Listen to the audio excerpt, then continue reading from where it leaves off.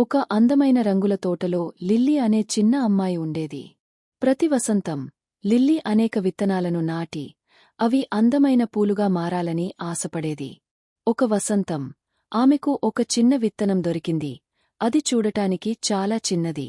Lily దానిని జాగ్రత్తగా తీసుకుని ఒక చిన్న కుండీలో నాటింది. ఆమె ప్రతిరోజు దానికి నీళ్లు పోసి పాటలు పాడేది.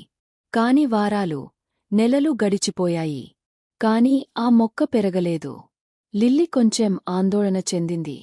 ఒకరోజు ఉదయం అద్భుతం జరిగింది. ఒక చిన్న ఆకుపచ్చ మొలక ఆ కుండీలో మొలిచింది.